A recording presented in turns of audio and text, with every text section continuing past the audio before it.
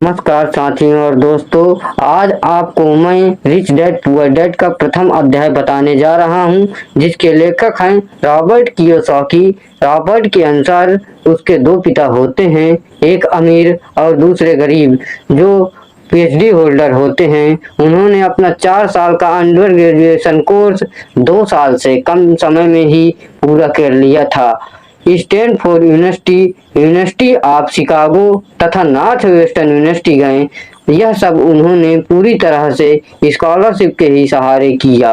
और मेरे दूसरे डैडी नहीं थे, दोनों ही अपने करियर में बहुत सफल थे और दोनों ने ही खूब पैसा कमाया था, परंतु उनमें से एक पूरी जिंदगी पैसे के लिए परेशान होता रहा और दूसरा हवाई के सबसे अमीर व्यक्तियों में से एक बन गया। एक के मरने पर जरूरतमंदों को करोड़ों डॉलर और चर्च मिले, दूसरा अपने पीछे करोड़ों के कर्जा छोड़कर मरे। मेरे दोनों डैडी इरादे के पक्के और प्रभावशाली थे। दोनों ने ही मुझे सलाह दी। उनकी सलाह एक जैसी नहीं होती थी और दोनों ही शिक्षा पर बहुत जोर देते थे।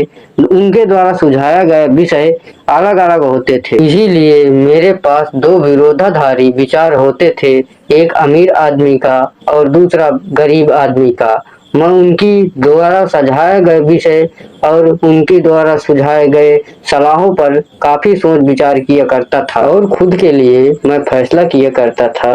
पर समस्या यह थी कि अमीर डैडी कभी अमीर नहीं थे और गरीब डैडी कभी गरीब नहीं थे, तथा दोनों ने परिवार के लिए मेहनत कर रहे थे, परंतु पैसे के बारे में दोनों के विचार एकदम अलग थे। उदाहरण के तौर पर एक डैडी कहते थे कि पैसे का मुंह ही सभी समस्याओं की जड़ है, और वहीं दूसरे डैडी कहते थे कि पैसा न होना ही सभी समस्याओं की जड़ है। मेरा बहुत सा समय सोचने में ही गुजर जाता था। मैं खुद से ही सवाल पूछता था और फिर दूसरे डैडी की कही हुई बातों के बारे में भी सवाल पूछा करता था। यह नहीं पता कि वे क्या कर रहे हैं, क्योंकि दोनों ही मुझे बहुत प्यार करते थे, इसीलिए मुझे खुद के लिए फैसला करने के लिए बहुत सोचना पड़ता था। आज मैं बोल सकता वे बिल्कुल सही हैं, मैं उनकी बातों से पूरी तरह सहमत हूँ। इस तरह सोचना मेरी आदत बन गई, जो मेरे लिए बहुत फायदेमंद हुई और वह आगे चलकर मेरे लिए बहुत फायदेमंद साबित हुई। धन का विषय स्कूल में नहीं पढ़ाया जाता, बल्कि घर पर पढ़ाया जाता है। शायद इसीलिए अमीर लोग और ज्यादा अमीर होते चले जा रहे हैं, इसीलिए मध्य वर्ग कर्ज में डूबता जा रहा है और कोई गरीब पिता अपने बच्चे को पैसे के बारे में कैसे सिखा सकता है। मैं अक्सर नई सदी में आने वाली समस्या के बारे में सोचा करता हूँ कि हमारे पास ऐसे करोड़ों लोग होंगे जिन्हें आर्थिक और चिकित्सीय मदद की जरूरत होगी। क्या होगा जब मेडिकेयर और सोशल सिक्योरिटी के पास पैसा खत्म हो जाए? किस तरह कोई देश तरक्की कर पाएगा अगर पैसे की पढ़ाई की जिम्मेदारी माता पिता के ऊपर छोड़ दी जाए? क्योंकि मेरे पास दो प्रभावशाली डैडी थे और मैंने दोनों से ही सीखा। उदाहरण के तौर पर एक डैडी को यह कहना बिल्कुल अच्छा नहीं लगता था कि मैं इस सामान को नहीं खरीद सकता हूँ, और वहीं दूसरे डैडी इन शब्दों के इस्तेमाल से बचते थे और कहते थे कि मैं इसको कैसे खरीद सकता हूँ। एक वाक्य नकारात्मक और दूसरा प्रश्नवाचक। अपने दिमाग को कसरत करवाना चाहते थे। उनके ख्याल से दिमाग दुनिया का सबसे खतरनाक कंप्यूटर है। मेरा दिमाग हर रोज तेज होते जाता है क्योंकि मैं इसकी कसरत कराता हूँ।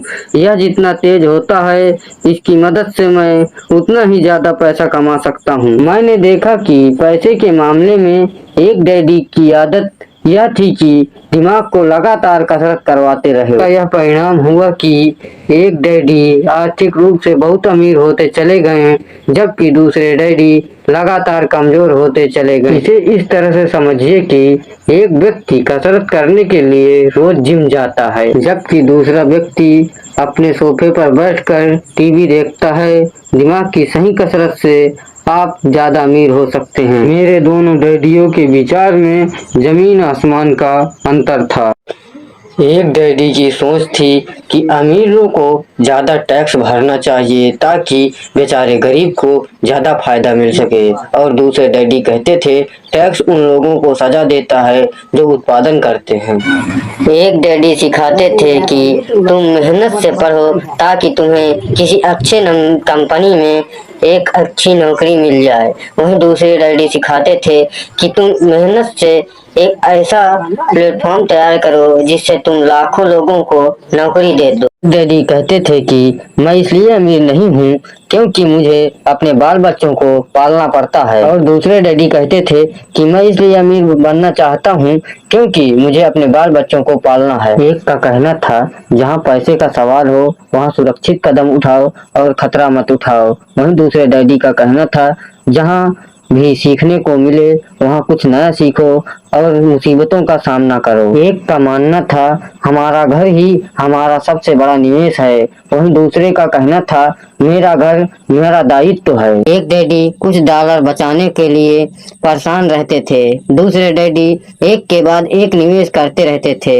एक डैडी ने मुझे बताया कि अच्छी नौकरी लेने के लिए एक अच्छा बायोडेटा कैसे लिखा जाए। दूसरे ने मुझे यह सिखाया कि कैसे एक वित्तीय योजना लिखी जाए जिससे मैं लाखों लोगों को रोजगार दे सकूं। दो प्रभावशाली डैडियों के साथ रहने के कारण मुझे यह विश्लेषण करने का मौका मिला कि उनके विचार उनके जिंदगी में कितना प्रभाव रहता है। मेरे गरीब डैडी यह भी कहते थे कि मुझे पैसे में कोई रुचि नहीं है, और मेरे अमीर डैडी हमेशा यह कहते थे कि पैसा बहुत ताकतवर चीज। हालांकि दोनों ही शिक्षा पर और ज्ञान पर बहुत महत्वपूर्ण मानते थे, परंतु उनके द्वारा सुझाया गया विषय अलग अलग होता था। 9 वर्ष की अवस्था में मैंने यह फैसला किया कि पैसे के बारे में मैं अपने अमीर डैडी की बात मानूंगा और उनसे सीखूंगा। धन संबंधी शिक्षा शुरू हो गई। मेरे अमीर डैडी ने मुझे 30 साल से भी ज्यादा समय तक यह सिखाया जब तक कि मेरी उम्र 39 साल नहीं हो गई। पैसा एक तरह का ताकत है, परंतु इससे भी बड़ी ताकत है वित्तीय शिक्षा।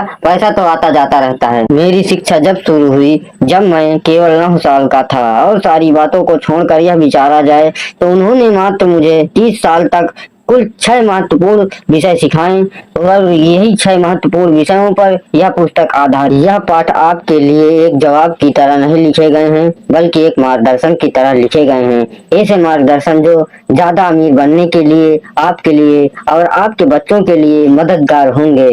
चाहे बदलती हुई दुनिया में अनिश्चित जो कुछ भी होता रहे, पर यह मार्गदर्शन नहीं बदलेंगे। आपने पूरा सुना, आपका दिल से आभार। और रिच डैड पुअर डैड के और वीडियो पाने के लिए चैनल को कीजिए सब्सक्राइब।